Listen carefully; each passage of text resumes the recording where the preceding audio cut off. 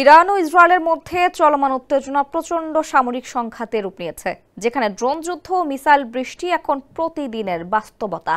গত 13 জুন ইরানে বিমান হামলা চালিয়ে এই সংঘাতের সূচনা করে ইসরায়েল।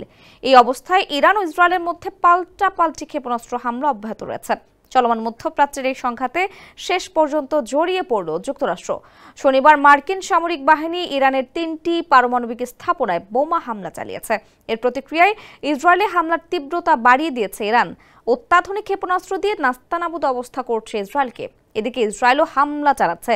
হামলা চালাতে আসা ইসরায়েলের একটি হারমেস 900 ড্রোন ভূপাতিত করেছে ইরান। ভীষণ এসি নিয়ে এলো মানিব্যাক গ্যারান্টি অফার। 1 মাস ব্যবহার করে সন্তুষ্ট না হলে সম্পূর্ণ টাকা ফেরত। দেশটির রাষ্ট্রীয় ব্রডকাস্টার IRIB জানিয়েছে, ইরানের মধ্যাঞ্চলে ড্রোনটি ভূপাতিত করা হয়েছে। কাতার ভিত্তিক গণমাধ্যম আল জাজিরা থেকে এ তথ্য জানা গেছে। ইসরায়েল রোববার রাতে জানায়, ইরানে নতুন করে আবারও হামলা চালাচ্ছে তাদের বিমান বাহিনী। ইসরায়েল দাবি করে রাজধানী তেহরানে ground to air missile launcher লক্ষ্য করে হামলা চালাচ্ছে তাদের বিমান বাহিনী। পরবর্তীতে তারা জানায়, হামলা শেষ করে তাদের বিমান ফিরে এসেছে। তবে ড্রোন ভূপাতিত হওয়ার তথ্যটি নিয়ে কিছুই বলেনি ইসরায়েল।